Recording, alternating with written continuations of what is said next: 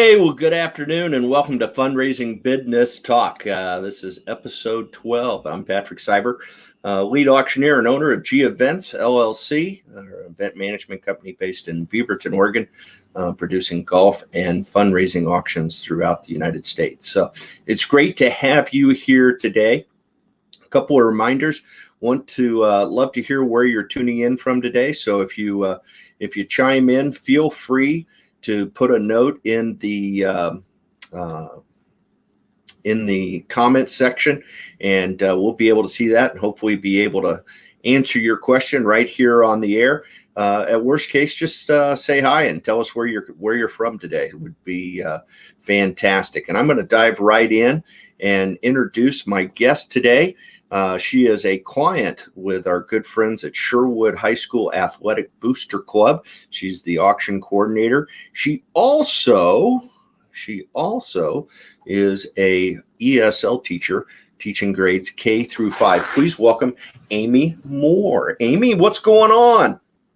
Oh, we're enjoying spring break this week. Yeah, no travels for you? It's a new year. It's so nice to have kids back in the building, and so it's been lots of fun. Let me ask you this: have you banned Zoom for the week of spring break in your house? Absolutely. This is the only live streaming you're going to do this week. This is the only one I'm going to do this week.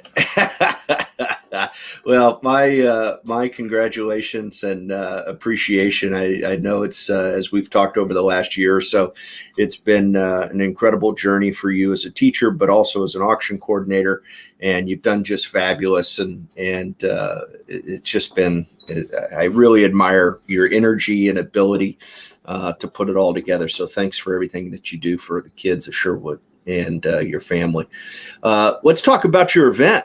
I mean, the Athletic Booster event, this has a long history, 20 some odd years possibly, that the Booster Club has been raising funds basically to provide what the budgets don't provide, right? Give me a sense of some of the things that you guys have provided for the teams and the athletes there in Sherwood. We provide uniforms on a rotating basis.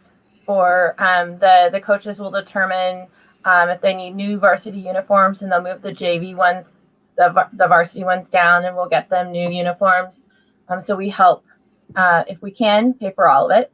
Yeah. We bought equipment, specialty equipment. When the girls lacrosse team wanted to buy helmets instead of the goggles, we helped provide the money to help them purchase those. So safety equipment. We've bought things for tennis to help in the spring when it's raining and the courts are wet.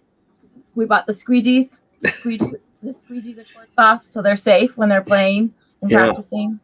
So those are our big things, is to provide the equipment and safety that they need. Well, and it's things that people just assume show up. I think so many times as parents, we sign our kids up for sports and we just assume those things exist. And the fees that the kids are paying are going towards their transportation. So it's paying for the buses, it's paying for the officials. So if the fee is kind of large, and if you've got a 3-sport kid, it maxes out. But as a family, but it does add up, and we can't go back and ask them to then on top of that pay for $100 uniform. Right. And people have no idea of how much this stuff costs. I mean, it's expensive. Yeah. And so it's really terrific that the Sherwood Athletic Booster Club comes together, raises money from the community and from other parents. Those who can afford to pay more tend to do that, support the organization, but also just community in general. People, I mean, the Bowmen have a rich history and tradition of success. And so, I think I told you guys the story when we first started working together, that I got invited by a person who was working with me at the time, Danny Sticka, and she invited me to come to a Sherwood High School football game, and I was blown away. It was the closest, from an atmosphere standpoint, it was the closest that I've seen to where I grew up. Growing up in San Antonio, Texas, obviously we all know the rich traditions of Texas football, especially in high school. And I remember coming to Sherwood and I was just blown away. I mean, whether it started at Clancy's and moved to the other place on the, by campus there, all the families, all the kids wearing their jerseys, the parents wearing their jerseys. I mean, it's a big deal in Sherwood. And so, what you guys are doing with funding these things that otherwise are not covered by the budget's important. And this is your primary fundraiser of the year, with the exception of a vehicle driving promo that you do also, right? Yes, Drive One. Unfortunately, we're not able to do that right now. Yeah. Yeah. And that's the cool thing about it, right? So let's fast forward. I mean, for over 20 years, it had been quite a while since y'all had hired a professional auctioneer. And I'm not sure what provoked it, but you reached out to me and we got signed up early in the year, maybe at the end of 2019. And the event was scheduled for 2020 of November. And then all of a sudden I get a call in the summer, and the board had voted based on COVID, you were going to cancel the event. How'd that conversation go? It was interesting. I mean, we were all concerned. We knew we couldn't do it face to face. We didn't really even know about that we could do it virtually. It wasn't in our box at the time. And so we were just thought what we were doing was what was best for the community. Right. And there's also the challenges of who's going to donate. The world's coming to an end, right? I mean, a lot of people had lost their jobs. They were working from home. They maybe they didn't lose their job, but their pay got cut by 10 or 20%. Right. And it was like, well, are people even going to be able to afford to even give us donations or sponsorships? And so that was a big discussion for sure. Yeah. And we so I got the email from the then auction coordinator saying, hey, we're thinking about, the board voted to cancel the event. And I said, well, hang on, time out. Before you do that, let's jump on one Zoom call, and ended up being the first of many, but let's jump on one and let me tell you what's going on in our industry and what's going on with virtual fundraising. And we made that conversation. We had that conversation that, the auction chair at that point decided that was not what they wanted to do, or had some things change in their life. And so you stepped into the role. And I was auction coordinator chair 2, and I stepped up to chair 1. It was almost like they pulled chair 1 out of the way and all of a sudden you were in it, right? Yeah. Yes. Yeah, that was a blast. No, I remember those first couple of conversations like, hey, I've never done this before. Is that a fair statement? You had not run an auction before? I never run an auction before. I've been on a lot of committees at school and done a lot of things. And so, yes, this was a new thing for me. Yeah. So we were kind of starting off behind the 8 ball in many ways, right? I mean, you didn't have a background in doing it. One of the big concerns was it looked like we weren't going to have in-person learning. I mean, we knew that at the time too. So we're thinking, there's no in-person learning. So we're going to be doing CDL. There were no fall sports, although the district did allow teams to work out, but outside only, right? Correct. Yes.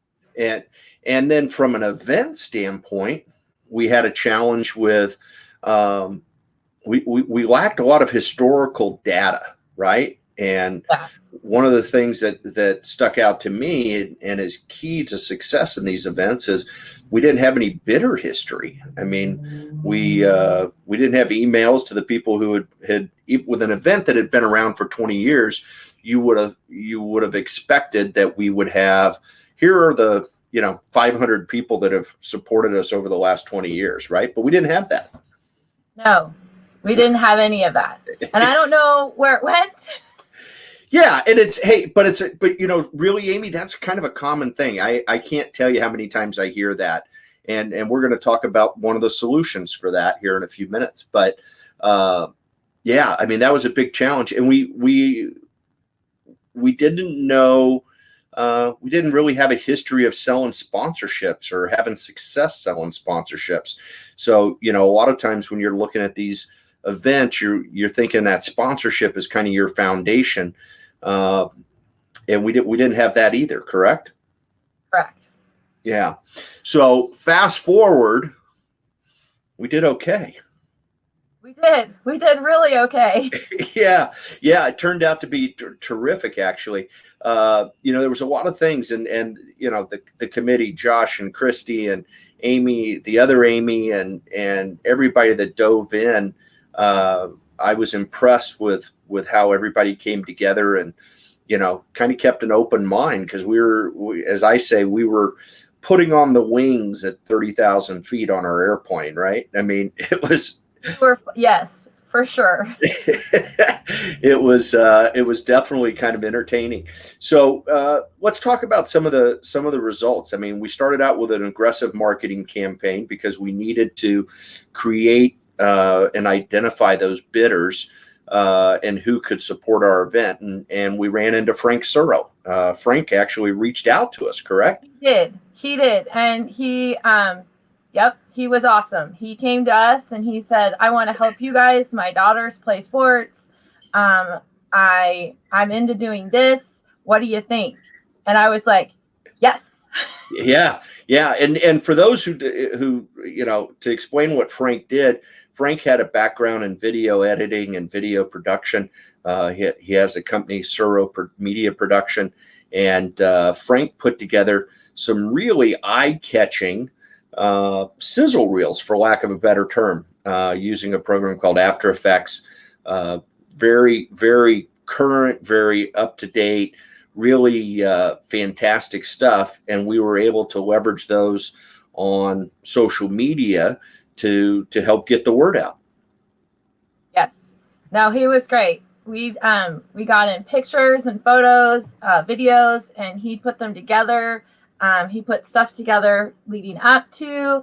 He put all of our videos together for the live stream.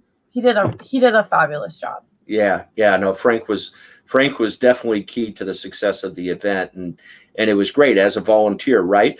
But a lot of times, I think people out there in the audience and people who watch the replay of our event here, or our show today, they think, gosh, video cost a ton of money and cost us a ton of time. And how do you go out and shoot video during COVID and all the different things? And what was great was you just had to pull a bunch of photos, and Frank took them and turned them into the finished product, right? And between the coaches iPhone video. Yep. Yeah, it was fantastic. We want to welcome Tim Stewart, our buddy. Tim was on the air with us last week, and now he's joining us from his home, I hope. Actually, I don't know. He might be in Northern California. He was going down there to look at a gold mine, literally a gold mine, and for a real estate deal. But Tim, thanks for joining us today. It's always great to see you. So anyhow, Frank was great because he had the skill, and we could give him the raw information, the raw data, the raw video, and he, photos, whatever, and he turned it into a lot of stuff for us. That was impressive.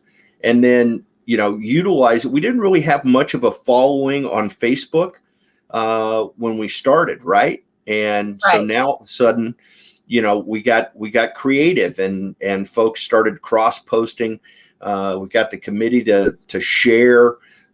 There's a great Sherwood community page on Facebook that people utilized and got the word out, right? Because traditionally you could have just saw people at practice and saw people at the event. Or you posted things in businesses. Well, people aren't going to businesses. They're doing DoorDash, right.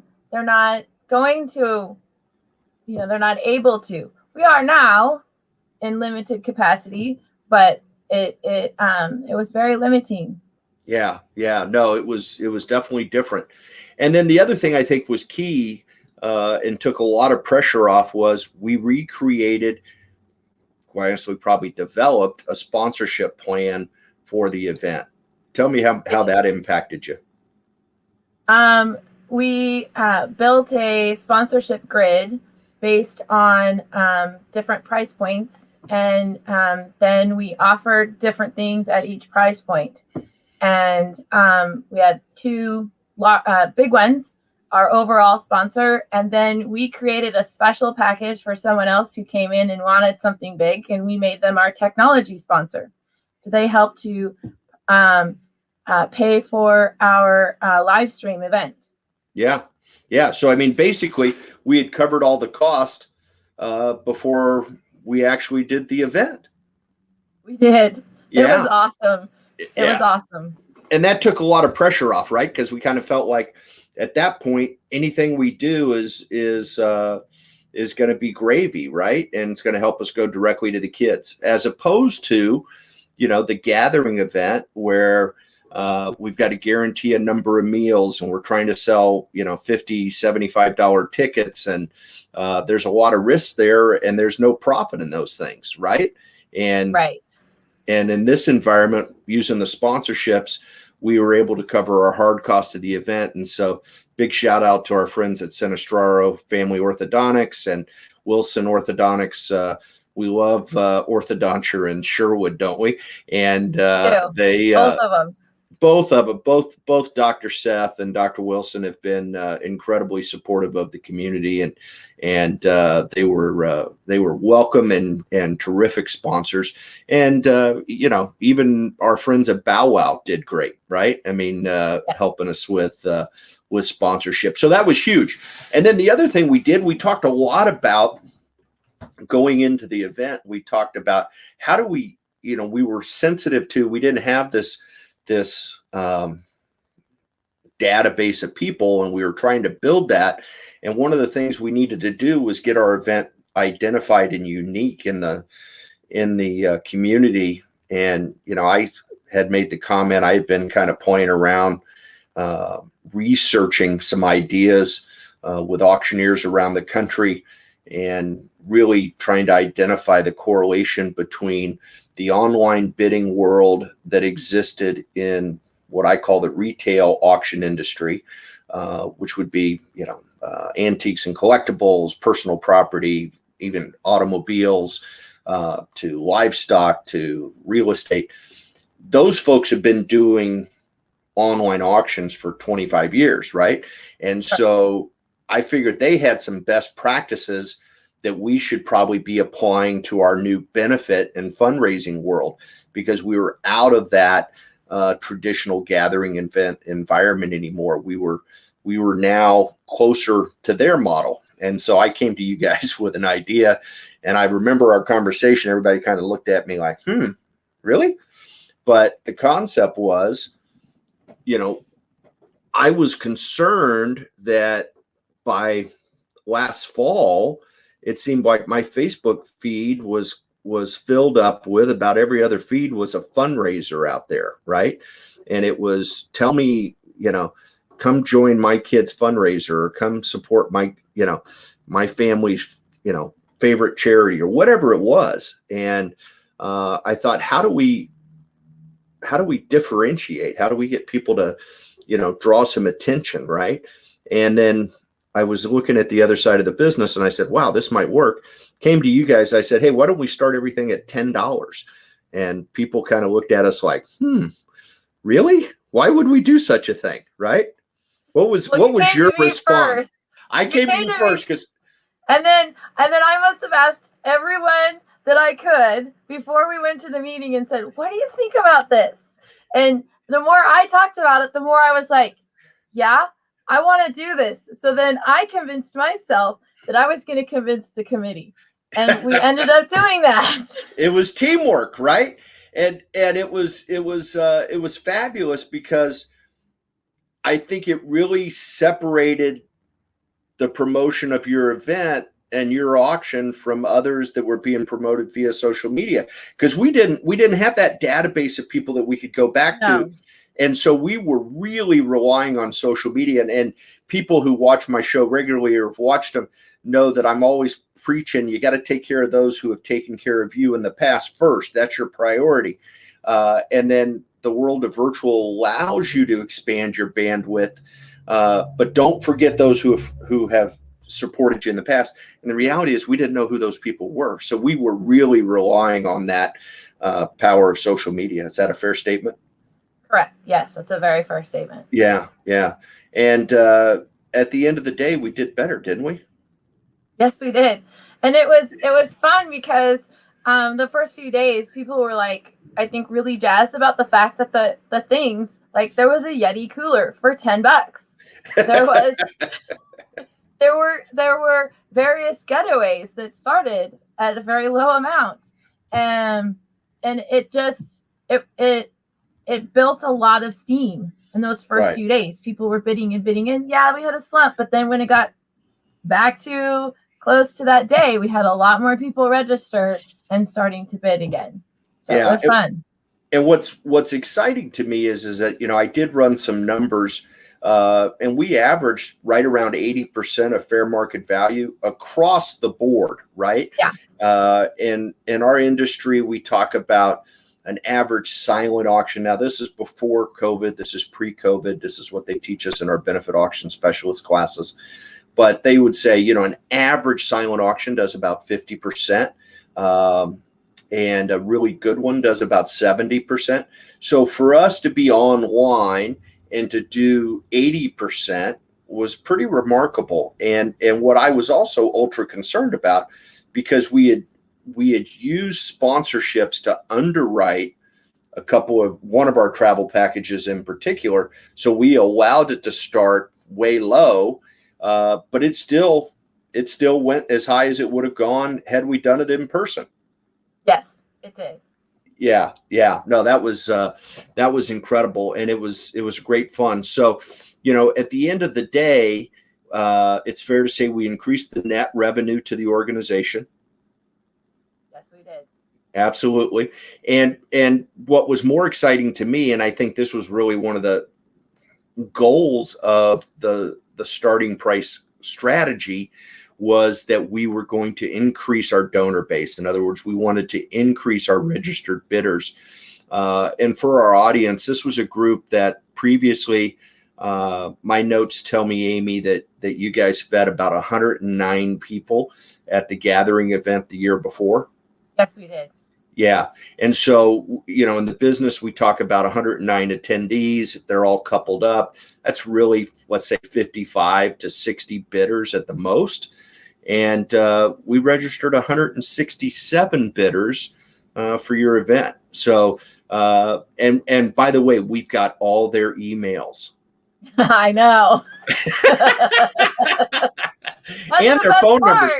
Yeah. That's the best part, because now we have somewhere to start. Exactly. And we can even turn around and text them if we wanted to, right? And that's the power that I don't know that that was the logic and the concept behind it. We were a little nervous, but so just in summary, we increased the net dollars, and when you think about comparative to previous year, that's great. But compared to middle of the summer when we thought we were going to cancel the event, wow. Okay. Yeah. And it was wow. Yeah. It was a wow. And they weren't even playing sports. I mean, they might have been practicing, but we didn't have teams coming together and celebrating championships and go Bowman spirit and all of that. And we created momentum. And I think we laid some real foundations for the event moving forward. So, speaking of moving forward, that's where I want to take us next, right? Is now 2021 comes around, and tell me how long the conversation was, or how deep it was, to decide what you were going to do in 2021. Well, it came out of the conversation after the first virtual event. Christy and I talked about it, and I met with Christy and Josh, our president and vice president, and then we met more as an auction committee, and we said, let's move forward and let's keep it virtual. Right. And because it was still unknown what life was going to be like. At that point, we didn't have vaccines.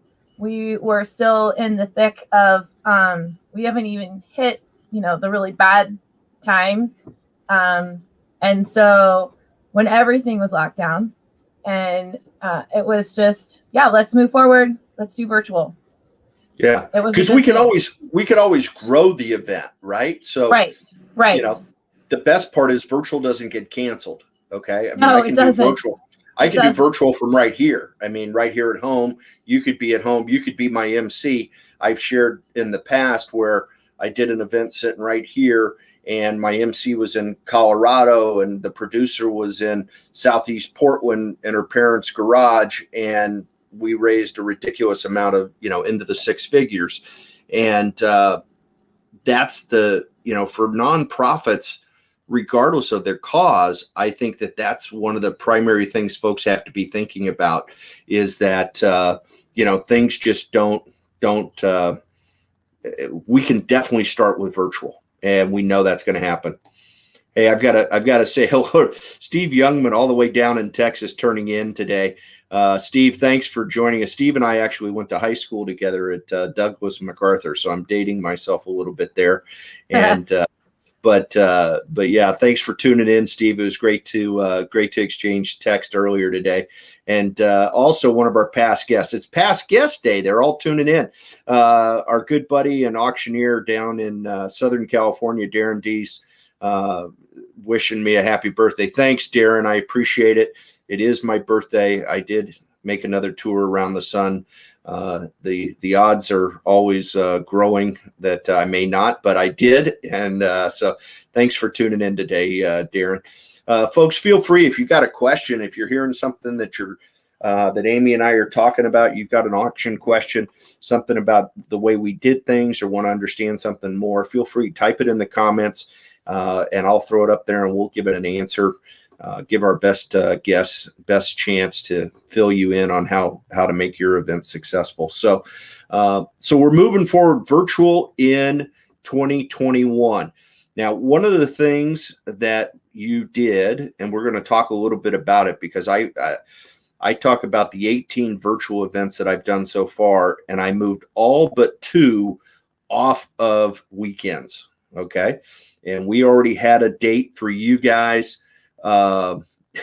Steve Youngman, he's joking here. He says class of 2003. I think that was our 20th reunion was 2003, buddy. But we moved them all off of the weekends because I feel pretty strongly that folks don't want to jump on a live stream on the weekends. But we did your event on a Saturday. And there was a long-standing history of your event being on a Saturday, but when are we doing it in 2021? We moved it to a Thursday.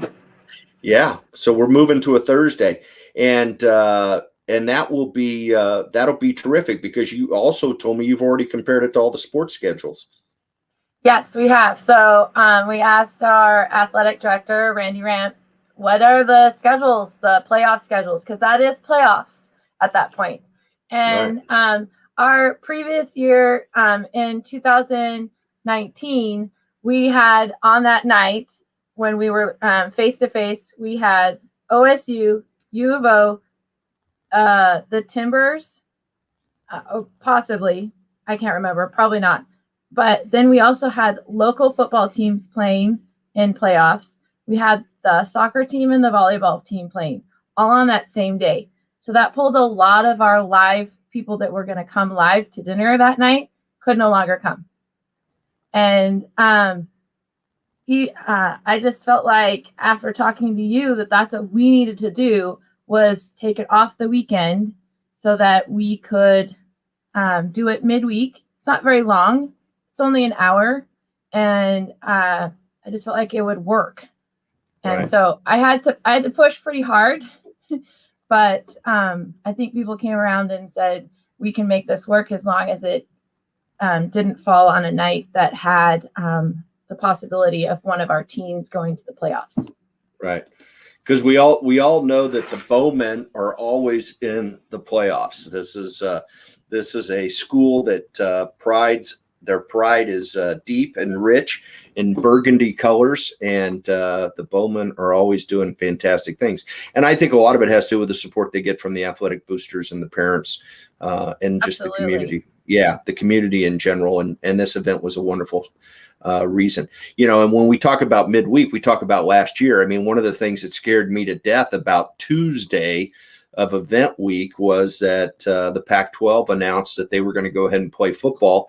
And on the night of your event, it was both the opening night for both Oregon and OSU. Now, granted, you could not attend the games, but I couldn't imagine competing with both teams finally opening up college football during our broadcast. One game started at 5 and the other one started at 7, and we went live at 7. I mean, pretty amazing that we had the results we had despite. I know I had to tell my husband, sorry, you're going to have to tape it. You have to bid on something. Yes. And have you booked that yet? You need the TV for that. That's great. So we're moving to midweek, and that's fantastic. Now, one of the other things that I think is really, really exciting, and we talked about this earlier in the program today, about setting the foundation, right? And you guys embraced using a software that I speak highly of all the time on our show, Octria.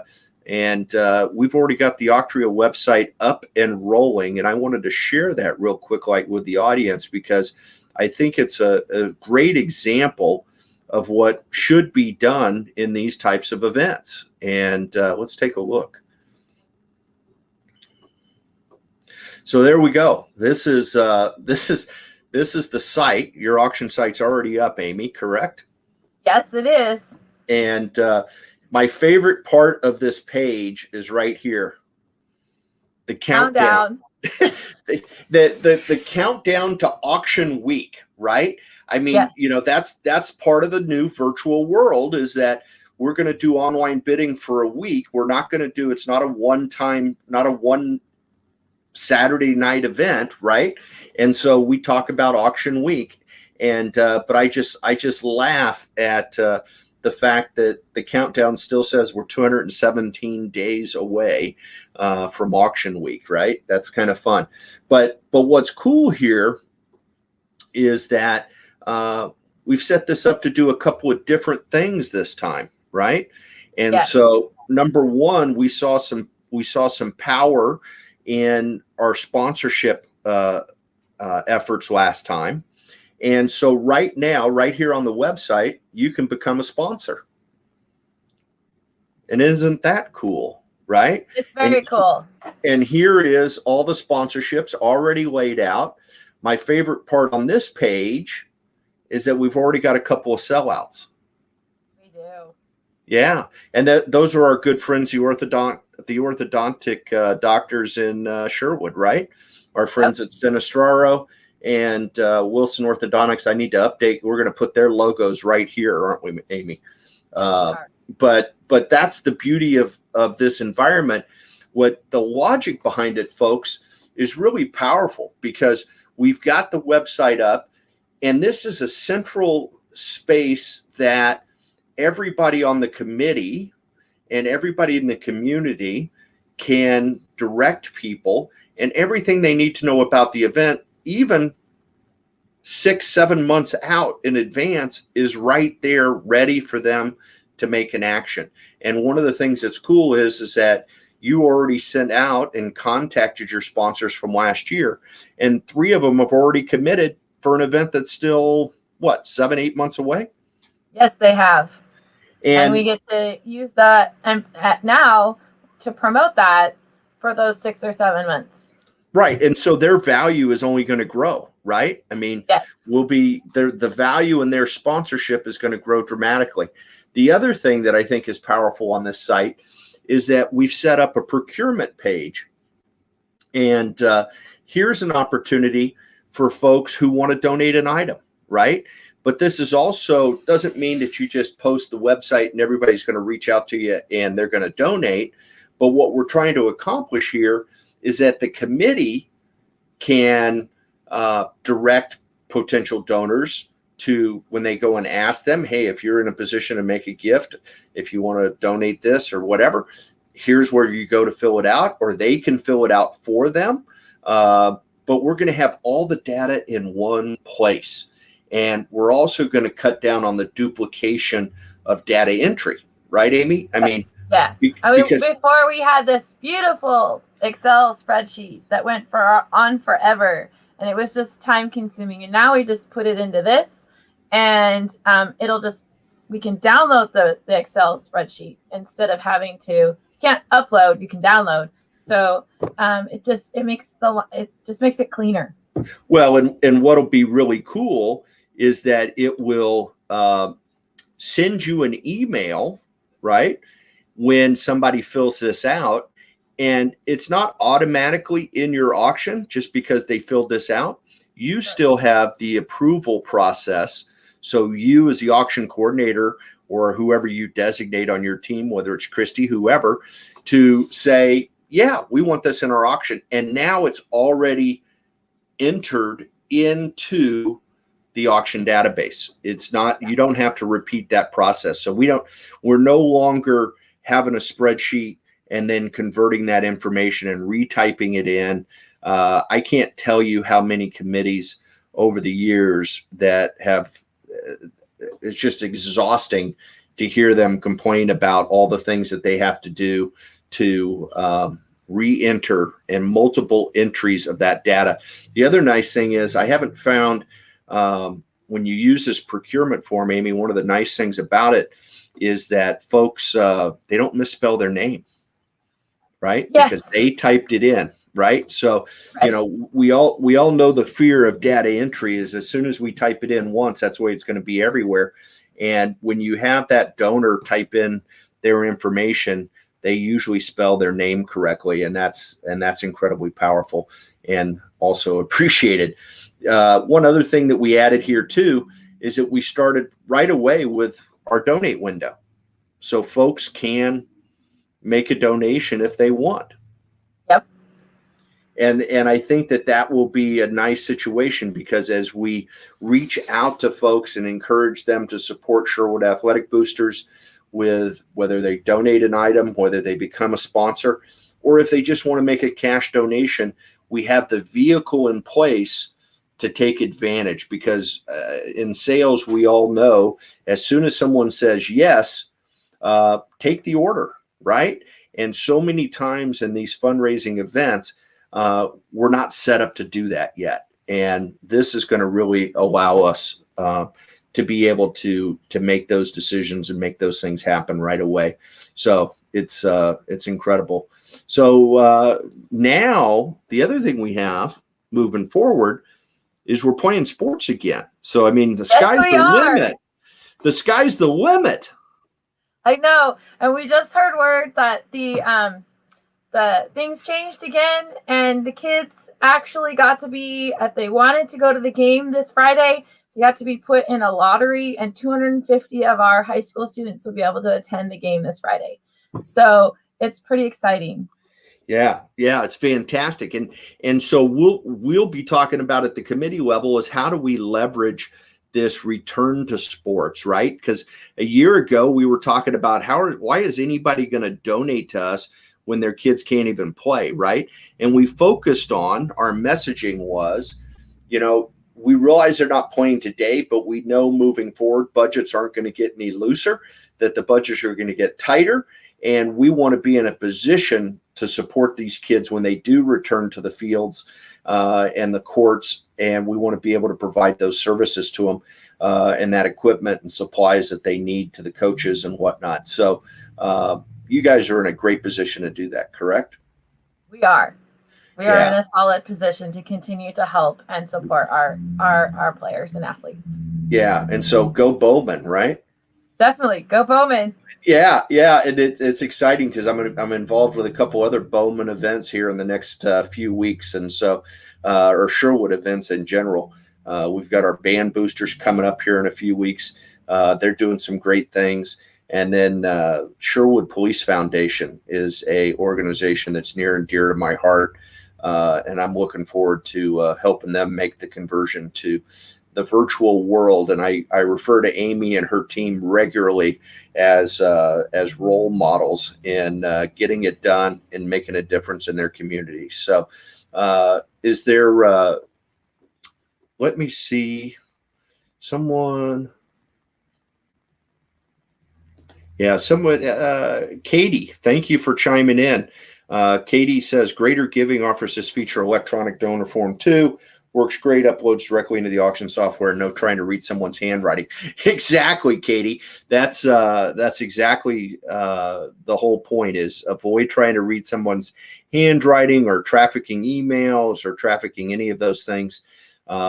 This is fantastic. And yeah, Greater Giving does it. Octria does it. A lot of the softwares are adding this feature, and it's fantastic. So thanks for tuning in today, Katie. We appreciate it. So Amy, I can't wait. We're going to start meeting here pretty soon and getting all fired up about the event. Absolutely. In the fall. Okay. Yes. All right. And then this time I want you guys to plan, pick a location, and let's plan to have that dinner after the event. That's one of the greatest things about virtuals is we're done. We walk into the studio at 5 and we're out of there by 8 o'clock, and there's no cleaning up, right? Wasn't that a positive? No, that was awesome. We just took the stuff that we brought for the in-studio back displays, and we're able to go have a really nice dinner and kind of recap and decompress about the whole event. And that's really where and Christy and I had discussed that we wanted to continue doing virtual, and I had decided I wanted to move it to midweek.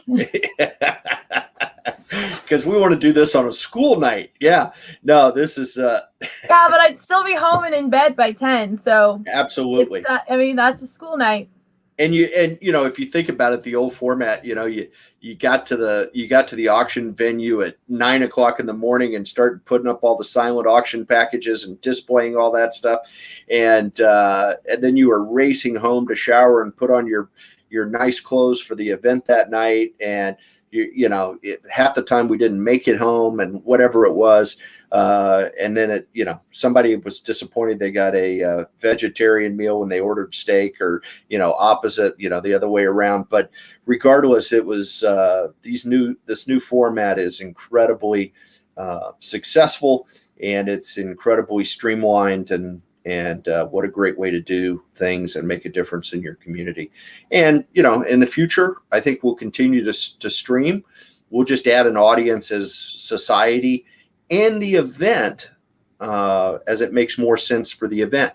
I've been thinking a lot about the concept that when we can add people, we want to, how do I say this? We want to put the right people in the room, right?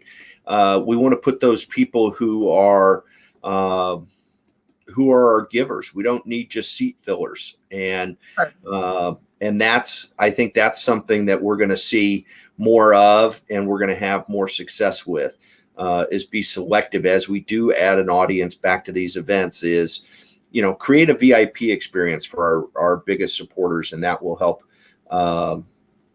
making it happen. Hey, Amy, I got one last question here. It seems like it came in. It's directly to you from our friend Katie. How do you run your pickup for the winning bidders? You mind sharing that with the group? So what we did is we contacted all the winning bidders and had them do a sign-up genius. Since the person lived close, like across the street from our new high school, she met them at the high school parking lot in 2-hour blocks. And she gave them 3 or 4 different days to choose from. And so it was really simple. Of course, it was during COVID time, so everyone was asked to wear a mask and socially distance, and it worked out very well. Yeah. Sign Up Genius is definitely, Genius. Yeah. Sign Up Genius is definitely a great solution for that. I've seen a lot of organizations using it. The other nice thing is, and I would remind you, Katie, is that when you do virtual, that a lot of times you have an opportunity to expand your bandwidth, and you will have people bidding from around the country. Thank you for the nice note, Katie. Amy appreciates your thoughts there. I had one group that we registered bidders in 26 different states. And so Sign Up Genius, isn't even the full solution at that point, right?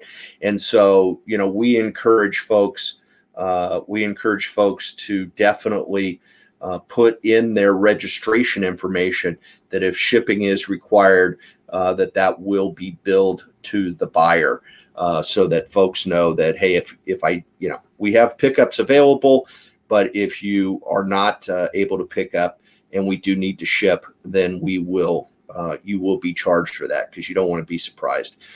Here's a great question. Lori Snyder-Hockman.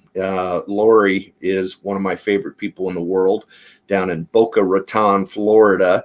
She just happens to be the marketing director for Octria, and she made the recommendation. We post the pickup dates and times on the website in advance and add the info to statements. So exactly, because one of the great features again of Octria is that, and this is something I want to bring up. Thank you, Lori, for tuning in today. It's always great to see you.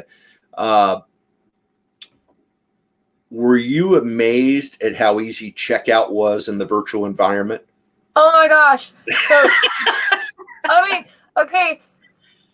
Yes. I had some people that had issues like logging in at first, and they had some technical issues. And I think what it was they were on the wrong browser. And right. So once we got them on the right browser, they were able to, didn't have any issues.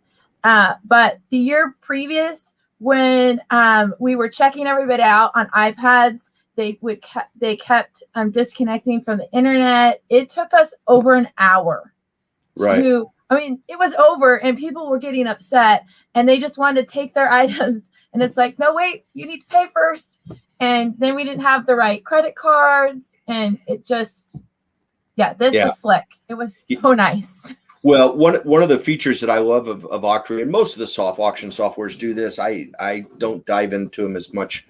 I dive into them a lot more than I ever did, because I'm involved so much deeper now with the virtual world. But one of the things that has just been simply amazing to me in watching these virtuals is that as soon as the bidding closes, at least in Octria, it sends a statement to the donor immediately, to the bidder, and tells them, here's the things that you won, and do you want us to charge your card on file?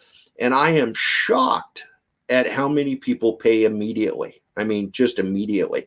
I watched an event here a couple of weeks ago that we were doing, and had over $100,000 in revenue, and literally by 10 o'clock that night, we went off the air at 8. By 10 o'clock at night, they had collected all but about $9,700. And by the next morning when I woke up, I looked at it again, and they only had an outstanding balance of like $4,900. And I think back to hearing the horror stories from auction committees in the past, where they weren't even going to run credit cards for 2 or 3 days until they made sure they had it right, and that they were running the right amounts and things. And now it happens also seamlessly. It's phenomenal. So great stuff. So, hey, Amy, I can't wait for our meetings, and it's always great to catch up with my friends down there in Sherwood. And I may have to make it out to who are they playing tomorrow night? I don't know. Oh, come on now. I don't. I'm sorry. I don't. It's Friday. It's Friday. Yeah, it's the 26th. But the other sports, and your kids play lacrosse, right? My son, he'll start practicing next week. And so what will their season look like? Right now, it's a skeleton schedule. He says, I saw they have about 8 games scheduled. Okay. And they're going to, there's way more kids that are going to go out for the team that are going to actually make it. So. Right. That's awesome. And you know what's great is that if there's more kids come out, we know that the Sherwood Athletic Boosters are going to have the resources to make sure they all have uniforms, and they're showing their Bowman pride. And that wouldn't happen. That wouldn't happen without the supporters who joined us on the virtual and logged in and bid and everything else. So go Bowman. This is fantastic. What a great way to finish our conversation with a good message from our good friend Lori. Hope all your bids soar and crush that fundraising goal. That's Thank you. You bet. Absolutely. And Amy, I'm going to let you go. I know it's spring break, and I hope you have something planned with the family today. It's not our best weather, but it's supposed to get better the rest of the week. So thank you so much for taking the time to join me today. And I really appreciate our relationship and our friendship with Sherwood Athletic Boosters and just all the committee. You guys are fantastic, and I can't wait. Well, here's our answer. I should have known. Steve Wallow chiming in from down there in Newburgh at C.S. Lewis Academy. He's the athletic director, long-time friend. Steve was the athletic director at Lewis and Clark. He's a legend in the softball industry in this state with the Silver Bullets and everything else. Steve says Sherwood is playing Glencoe on Friday. Okay. Go Sherwood. So, yeah, go Sherwood, go Bowman. And thank you, Steve, for reaching out, and thanks for the birthday wishes, buddy. Amy, thank you so very much for joining me today. I appreciate it. Have a great rest of your spring break. Go Bowman. Yes, thank you. All right, you bet. Bye-bye. All righty, folks. Well, that was a great show today. We learned a lot. I thought it'd be fun to walk through with a group that had gone from having an event for 20 years to having a little bit of change going on, decided they wanted to have an auctioneer, and then they turned around and thought they were going to have to cancel. We were able to move them to virtual and be able to share their story and their successes with you today. I hope you picked up some great information. If you didn't, I always want to remind everybody that the replays are always available on my Vimeo channel. If you go to Vimeo and you look at under channels, just search for Fundraising Bidness Talk, and the Vimeo has all of the episodes right there for you.